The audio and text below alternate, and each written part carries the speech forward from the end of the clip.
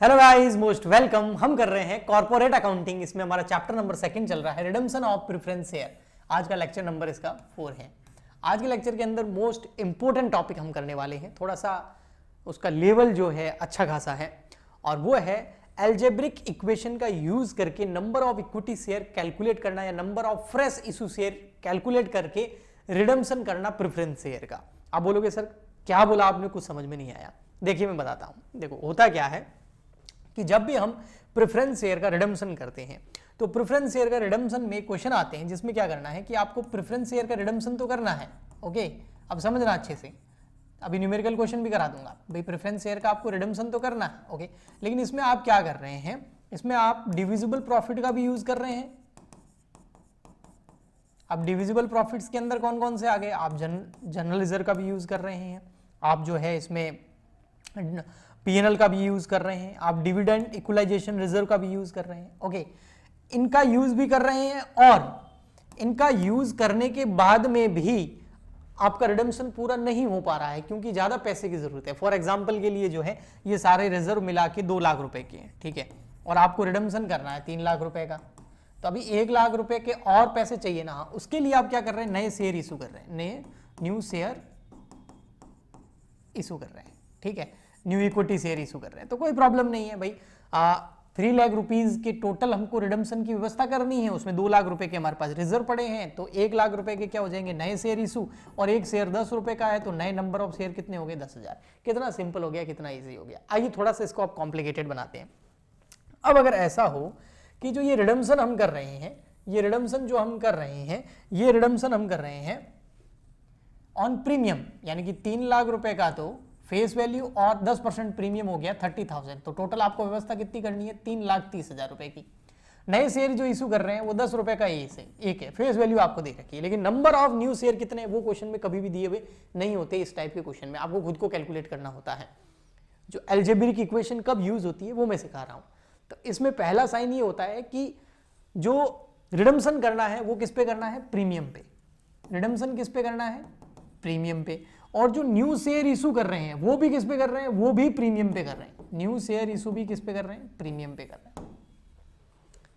तो प्रीमियम की कितनी व्यवस्था करनी है, 30,000 रुपए की व्यवस्था करनी है, और नए शेयर जो इशू करेंगे वो भी प्रीमियम पे करेंगे। मान लेते हैं 10% प्रीमियम है तो पर शेयर प्रीमियम कितना हो गया, 1 रुपीज हो गया, है ना। फेस वैल्यू 10 रुपए है, उसका 10% 1 रुपए हो गया।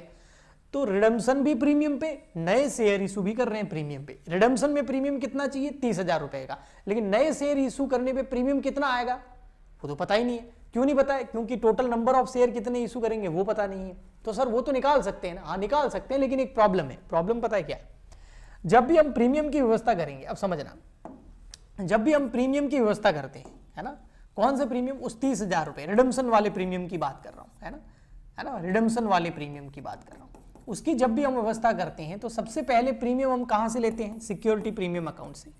सिक्योरिटीज प्रीमियम अकाउंट, पुराना वाला कोई सिक्योरिटी प्रीमियम अकाउंट पड़ा है उसका यूज कर लेंगे। उसके बाद हम क्या करते हैं, जो न्यू फ्रेश शेयर इशू कर रहे हैं उसका जो प्रीमियम है ना, न्यू शेयर इशू करने पे जो प्रीमियम प्राप्त होगा उसका भी हम यूज इस 30,000 में कर सकते हैं। मान लेते हैं हमारे पास पुराना वाला जो सिक्योरिटी प्रीमियम पड़ा है वो पड़ा है 10,000 रुपए का, और नए शेयर इशू करने से कितना प्रीमियम आएगा वो पता नहीं। हमको व्यवस्था करनी है 30,000 रुपए की। अब समझना ध्यान से, हमको व्यवस्था करनी है 30,000 रुपए की, 10,000 का प्रीमियम पड़ा है, नए शेयर इशू करने से कितना प्रीमियम आएगा वो पता नहीं। मान लेते हैं अगर नए शेयर इशू करने से प्रीमियम आ जाता है 8,000 रुपए का, तो 10 और 8 कितने हुए, 18,000, लेकिन हमको व्यवस्था कितने की करनी है, 30,000 की, तो वो 12,000 रुपए और कहां से आएंगे, वो आएंगे जनरल रिजर्व से, वो आ सकते हैं पीएनएल से। समझ में आया, मैं एग्जांपल के लिए समझा रहा हूं। तो इसका मतलब ये 2 लाख रुपए का पूरा हम जो है यूज नहीं कर सकते सीआरआर बनाने में, क्योंकि हो सकता है अगर प्रीमियम की पूरी व्यवस्था, पुराने प्रीमियम सिक्योरिटी प्रीमियम अकाउंट, नए शेयर इशू करने से जो प्रीमियम हमें रिसीव होगा उन दोनों से ही अगर ये प्रीमियम की व्यवस्था नहीं हो पाती है तो फिर हम प्रीमियम की व्यवस्था करेंगे जनरल रिजर्व से, पीएनएल से और डिविडेंड इक्वलाइजेशन रिजर्व से। तो इसका मतलब इनमें जो पैसा पड़ा है उनका हम फुल यूज नहीं कर सकते अभी सीआरआर बनाने में, क्योंकि हमें नहीं पता कि इनमें से प्रीमियम की व्यवस्था कितनी होगी। क्यों नहीं पता, यहां तो सर आपने बता दिया 12,000 रुपए, बेटा ये तो मैंने एस्टिमेट किया है कि नया प्रीमियम कितना प्राप्त होगा। अब नया प्रीमियम प्राप्त कितना होगा वही पता नहीं है, तो हमें कैसे पता चलेगा कि इनमें से प्रीमियम का अमाउंट कितना निकालना है या नहीं निकालना है। तो इसके लिए हमें क्या चाहिए, हमें सबसे पहले चाहिए ये वाला अमाउंट के नया वाला प्रीमियम कितना रिसीव्ड होगा। ये कब आएगा, जब हमें पता चलेगा total number of share, total number of shares जो हम क्या करेंगे, इशू करेंगे। अब टोटल नंबर ऑफ शेयर कितने इशू करेंगे ये कैलकुलेट करने के लिए ही हमें एक इक्वेशन यूज करनी पड़ती है। उस इक्वेशन का नाम है अलजेब्रिक इक्वेशन। अब ये इक्वेशन क्या है ये मैं आपको लिखा देता हूं, फिर न्यूमेरिकली भी सॉल्व करके बता दूंगा। इसमें आपको क्या करना है, सबसे पहले जो रिडम्पशन अमाउंट है वो कैलकुलेट कर लो, रिडम्पशन अमाउंट। अब रिडम्पशन अमाउंट में दोनों चीजें आ जाएगी, क्या आ जाएगा, फेस वैल्यू भी आ जाएगी और प्रीमियम भी आ जाएगा। हमारे इस केस में कितना था, 3 लाख रुपए, समझ में आ गया, हमारे इस केस में कितना था, 3 लाख रुपए। ओके, इक्वल टू आ जाएगा आपके पास जनरल रिजर्व कितना पड़ा है, प्लस पीएनएल में कितना पड़ा है, प्लस सिक्योरिटी प्रीमियम कितना पड़ा है, ये सब ले लेंगे। सिक्योरिटी प्रीमियम कौन सा, पुराना वाला। अगर डिविडेंड इक्वलाइजेशन रिजर्व कितना पड़ा है तो वो भी ले लेंगे, यानी कि फ्री रिजर्व सारे हम ले लेंगे, ठीक है। डिविडेंड इक्वलाइजेशन रिजर्व या कोई अदर रेवेन्यू रिजर्व पड़ा है वो ले लेंगे, फिर सिक्योरिटी प्रीमियम ले लेंगे, पुराना वाला, नया वाला तो पता नहीं है। फिर हम मान लेंगे एक्स, ये एक्स किसको माना है, capital of new fresh equity share, नए शेयर इशू करने से कितना पैसा आएगा वो शेयर कैपिटल ले लेंगे। फिर प्लस कर देंगे, अब इस न्यू कैपिटल का ऊपर हमें प्रीमियम भी मिलेगा। हाँ, तो प्रीमियम कितना मिलेगा, फॉर एग्जांपल के लिए हमने यहां लिया था 10%, तो ये जो कैपिटल है इसका 10% करेंगे तो प्रीमियम पता चल जाएगा, तो एक्स का कर देंगे 10%, ठीक है। अब इस इक्वेशन को क्या करना है, हमको सॉल्व करना है। जैसे हम इस इक्वेशन को सॉल्व करेंगे हमारे पास एक्स आ जाएगा, एक्स का मतलब नए शेयर इशू करने से कितनी कैपिटल प्राप्त होगी। अगर वो पता चल गया तो समझो क्वेश्चन सॉल्व हो गया। तो ये अलजेब्रिक इक्वेशन कब यूज करनी है, मेन तो ये समझो, ये तब यूज करनी है जब रिडम्पशन भी प्रीमियम पे हो रहा हो और नए शेयर भी प्रीमियम पे इशू हो रहे हो, बट हमें नंबर ऑफ न्यू शेयर पता नहीं है। जब ये दोनों सिचुएशन हो जाती है कि रिडम्पशन भी प्रीमियम पे, नए शेयर भी प्रीमियम पे इशू हो रहे हैं और नए शेयर कितने इशू हो रहे हैं, नंबर ऑफ न्यू शेयर में पता नहीं है, तब आपको ये इक्वेशन यूज करके number of new share calculate करने पड़ेंगे। आइए मैं आपको एक न्यूमेरिकल क्वेश्चन सॉल्व कराता हूं। ये रहा, यहां पर लिखा हुआ है, सॉरी यहां पे लिखा हुआ है on 31 March 2023 the summarised balance sheet of Aakash limited as follows. एक बैलेंस शीट दे रखी है हमको, वैसे कंपनी की बैलेंस शीट ऐसी नहीं होती है, लेकिन ऐसी इसलिए जानबूझ के दे रखी है क्योंकि कई बार आपको कंपनीज एक्ट 2013 के शेड्यूल नंबर 3 के हिसाब से जो बैलेंस शीट बनती है वो भी बनाने के बारे में पूछ लेता है। इस क्वेश्चन में पूछा हुआ भी है, वो बैलेंस शीट मैं कराने वाला भी हूँ, एक पूरा लेक्चर उसके ऊपर लेके आऊंगा मैं आपके लिए, ठीक है। आप नीचे कमेंट कर देना मुझे और याद दिला देना, ठीक है। अब यहाँ देखिए इक्विटी शेयर कैपिटल कितने दे रखे हैं, नंबर ऑफ इक्विटी शेयर दे रखे हैं 50,000, 10 रुपए का एक। ये कौन से हैं, ये पहले से इक्विटी शेयर इशू हुए हैं, ओके। फिर यहाँ पर आपको 25,000 प्रेफरेंस शेयर दे रखे हैं, 12% वाले प्रेफरेंस शेयर है, डिविडेंड की रेट 12% है, 10 रुपए का एक है, 2.5 लाख रुपए के। सिक्योरिटी प्रीमियम दे रखा है, ओल्ड वाला 10,000, जनरल रिजर्व 50,000 दे रखा है, डिविडेंड इक्वलाइजेशन रिजर्व 52,000 दे रखा है, पीएनएल दे रखा है 38,000। तो ये सारे के सारे फ्री रिजर्व हैं, इनसे हम सीआरआर क्रिएट कर सकते हैं, ठीक है। सीआरआर इन तीनों से बन सकता है, लेकिन जब हम सिक्योरिटी प्रीमियम की व्यवस्था करेंगे तो हम इन चारों से कर सकते हैं, इन चारों से ही कर सकते हैं। अगर इससे हो गई तो ठीक, नए शेयर इशू करने से होगी तो ठीक, नहीं तो फिर जनरल रिजर्व से निकालेंगे, नहीं तो इससे यानी कि सिक्योरिटी प्रीमियम की व्यवस्था तो सभी में कर सकते हैं, लेकिन सीआरआर केवल इनसे बन सकता है, प्रीमियम का यूज सीआरआर में नहीं कर सकते। ये मैं कितनी बारी बता चुका हूं, अगर आपने 3 लेक्चर शुरुआत के देखे होंगे तो आपको पता होगा। क्रेडिटर दे रखे हैं, fix asset, stock, BR, cash and bank दे रखा है, ओके। अब नीचे यहां पर देखिए सर कहां लिखा हुआ है कि रिडम्पशन भी प्रीमियम पे करना है और नए शेयर भी प्रीमियम पे इशू करने। देखो यहां लिखा हुआ है the company redeem all it's preference share at a premium of 10%। अब देखो इसके प्रेफरेंस शेयर है कितने, सारे के सारे प्रेफरेंस शेयर का रिडम्पशन कर रहा है, इक्विटी का नहीं, प्रेफरेंस शेयर का। 25,000 प्रेफरेंस शेयर है, एक 10 रुपए का, तो कितना हो गया, 2,50,000 रुपए। देखो यहां पर, तो यहां से सॉल्यूशन अगर स्टार्ट करें हम तो रिडीमेबल 12% प्रेफरेंस शेयर कितने, 25,000 और एक शेयर कितने रुपए का, 10 रुपए का, तो कितने हो गए, 2,50,000 रुपए की तो आपको फेस वैल्यू चाहिए। और रिडम्पशन हम किस पे कर रहे हैं, 10% प्रीमियम पे कर रहे हैं, तो ऐड कर दो प्रीमियम, रिडम्पशन ऑन प्रीमियम, तो वो 2,50,000 का कितना हो जाएगा, कितना परसेंट, 10%, तो कितना हो गया 25,000। तो टोटल अमाउंट कितना चाहिए, 2,75,000, ठीक है। अब ये टोटल अमाउंट कैसे आएगा, तो यहां लिखा हुआ issue fresh equity share eight 10 each at a premium of 5% for minimum amount necessary after using all divisible profit. ये बोले सारे प्रॉफिट यूज कर लो, उसके बाद में अगर पैसे कम पड़ते हैं तो उसके लिए नए शेयर इशू करने हैं, इक्विटी शेयर इशू करने हैं, बट प्रीमियम पे करने हैं। तो रिडम्पशन प्रीमियम पे नए शेयर भी प्रीमियम पे इशू हो रहे हैं, लेकिन नए शेयर नंबर ऑफ शेयर कितने वो क्वेश्चन में दे नहीं रखा है। इसका मतलब अलजेब्रिक इक्वेशन यूज करके नंबर ऑफ इक्विटी शेयर नए वाले कैलकुलेट करने पड़ेंगे। ओके, तो यहाँ पे लिख देता हूँ न्यू शेयर जो इशू कर रहे हैं, new fresh equity share. Number of share तो पता नहीं, लेकिन ये जरूर पता है एक शेयर कितने रुपए का है, 10 रुपीज ईच, और प्रीमियम कितना है 5% प्रीमियम, इतना हमको पता है। ओके जी, आइए जी आइए, अब फटाफट से number of equity share calculate करते हैं फ्रेश वाले। तो उसका फॉर्मूला क्या है मैंने आपको बताया। सबसे पहले हमको लेना है रिडीमेबल अमाउंट। रिडीमेबल अमाउंट में क्या आ जाएगा, एक तो फेस वैल्यू है 2,50,000 प्लस प्रीमियम कितना है 25,000, ठीक है 275, और आ जाएगा आपके पास में जो भी रिजर्व पड़े वो रिजर्व सारे आ जाएंगे। कौन कौन से रिजर्व पड़े हमारे पास में, पहले फ्री रिजर्व ले लेते हैं। जनरल रिजर्व पड़ा है 50,000, डिविडेंड इक्वलाइजेशन 52 और पीएनएल पड़ा है 38,000। 50, 52 और 38।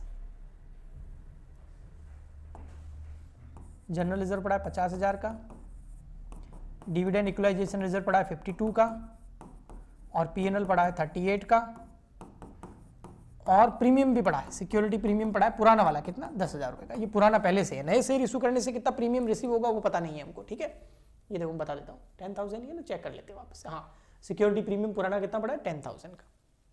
अब जो नए शेयर इशू कर रहे हैं, नए शेयर इशू करने से जो शेयर कैपिटल प्राप्त होगी, शेयर कैपिटल किससे, न्यू इक्विटी शेयर इशू करने से, वो कितना मान लेंगे हम x। तो फिर premium on new equity share, premium कितना रिसीव्ड होगा, कितने परसेंट प्रीमियम है बेटा, अभी बताया था मैंने, ये देखो 5% प्रीमियम है। कितना परसेंट है 5%, तो x का कितना कर देंगे 5%। बस अब इस इक्वेशन को सॉल्व करना है। ये तो हो गया 275 इक्वल टू, अब इन सबको जोड़ दो, 50,000 प्लस 52,000 प्लस 38,000 प्लस 10,000, तो ये हो गया बेटा 1,50,000 प्लस x का x का आप 5% करेंगे, यानी कि 1 का आप 5% करोगे तो क्या आएगा 0.05x। ओके, तो यहां पर 2,75,000 और ये 150 इधर आ जाएंगे तो माइनस के हो जाएंगे, इक्वल टू x प्लस कर दो इसमें, तो यह आ गया 1.05x। इसका 1 मतलब होता है ना, ओके। तो इसका मतलब 275 माइनस कर दो 150, तो यहां बच गया 1,25,000 इक्वल टू 1.05x। तो अब x कितना आ जाएगा, यहां पर देखना बेटा, x आ जाएगा 1,25,000 डिवाइड बाय 1.05, तो 1.05, तो ये x आ गया आपका 1,19,047.61 अच्छा 1,19,047.61 प्लस 99 पीछे दे रखा है। मैं इसको अगर राउंड ऑफ कर दूं, या पहले नंबर ऑफ, ये तो कैपिटल आ गई, ये क्या है, ये इक्विटी शेयर कैपिटल आई है, कौन सी नई वाली इक्विटी शेयर कैपिटल आई है। लेकिन मेरे को क्या चाहिए, नंबर ऑफ इक्विटी शेयर चाहिए, नंबर ऑफ इक्विटी शेयर। वो कैसे आएंगे, बिल्कुल सिंपल, कैपिटल कितनी है 1,19,047.61 डिवाइड बाय एक शेयर कितने रुपए का है, फ्रेश इक्विटी शेयर एक शेयर कितने रुपए का है। अगर कैपिटल में फेस वैल्यू का डिवाइड कर दूंगा तो नंबर ऑफ शेयर आ जाएंगे, एक शेयर 10 रुपए का, तो 10 रुपीज का डिवाइड कर दो इसमें कर दो 10 रुपीज का डिवाइड। तो 10 का डिवाइड करेंगे इसमें 1,19,047.61 डिवाइड बाय 10, तो यह आ जाएगा 11,904.76 शेयर्स। बट अब कोई भी शेयर्स जो होता है ना पॉइंटों में कैसे हो सकता है, और पॉइंट यहाँ पॉइंट के बाद में 50 से ऊपर है तो इसको हम राउंड ऑफ कर देंगे, और राउंड ऑफ करके नंबर ऑफ शेयर कर देंगे 11,950 इक्विटी शेयर। तो नए शेयर जो इशू कर रहे हैं वो कितने हैं, 11,905 इक्विटी शेयर हम इशू कर रहे हैं। आइए अब मैं जनरल एंट्री कराऊंगा, उससे आपको और बेटर समझ में आएगा। अभी हमने number of equity share calculate कर लिए। जनरल एंट्री करने के लिए हमको क्या करना पड़ेगा, जनरल का फॉर्मेट बनाना पड़ेगा। मेन तो आपको जनरल एंट्री में सारा चीजें समझ में आएगा, सर हो क्या रहा है, चलिए मैं बताता हूं आपको। जनरल का फॉर्मेट बनाएंगे तो एकदम अच्छे से समझ में आएगा, ठीक है। डेट पर्टिकुलर आप लिख देना, मैं नहीं लिख रहा हूं यहाँ पर, टाइम आपका जो है वो सेव करने के लिए, ठीक है जी। सबसे फर्स्ट एंट्री क्या हो जाएगी, नए शेयर इशू, या आप रिडम्पशन की भी एंट्री पहले कर सकते हैं। मैं रिडम्पशन की एंट्री पहले कर देता हूं, 12% preference share capital account debit ठीक है, और प्रीमियम है ना, तो प्रीमियम ऑन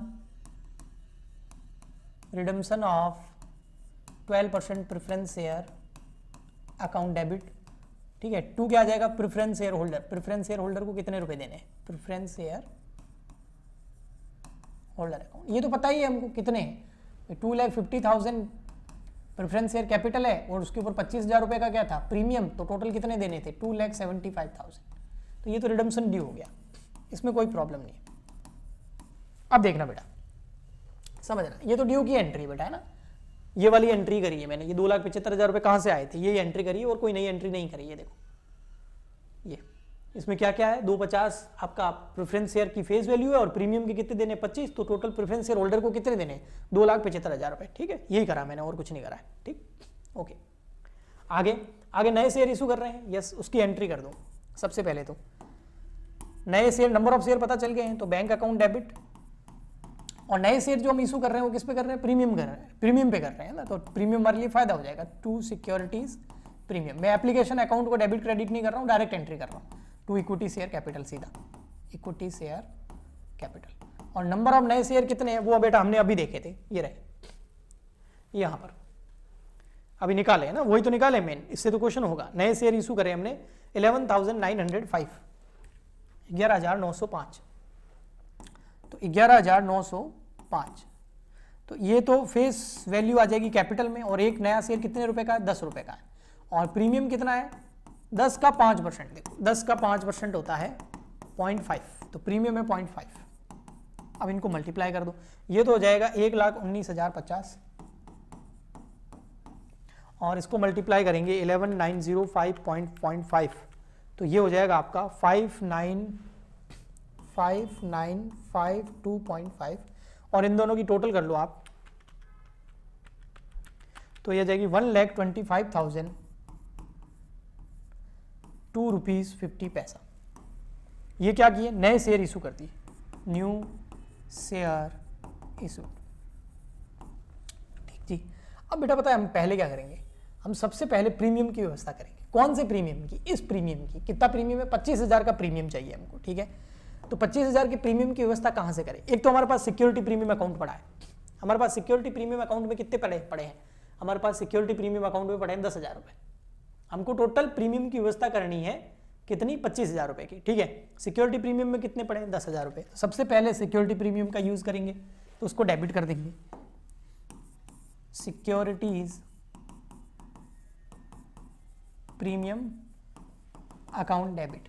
अब सिक्योरिटी प्रीमियम में कौन से पड़े हैं 10,000 तो पुराने, और नए शेयर इशू करने से सिक्योरिटी प्रीमियम में और कितने रुपए आए 5952.50, तो सिक्योरिटी प्रीमियम में कितने रुपए आ गए, तो 10,000 पहले से पड़े थे 5952.50, यानी कि आपके टोटल 15,952.5, यानी कि 15,952.50 पैसे, 15,952 रुपए लगभग आपको प्रीमियम के आपके पास पड़े हैं। लेकिन प्रीमियम की व्यवस्था कितनी करनी है पता है आपको, 25,000 की। ये देखो प्रीमियम की व्यवस्था कितनी करनी है, ये देखो ये रही 25,000 रुपए का प्रीमियम चाहिए, तो ये premium on redemption of 12% preference share capital जो है ना, ये क्रेडिट हो जाएगा यहाँ पर।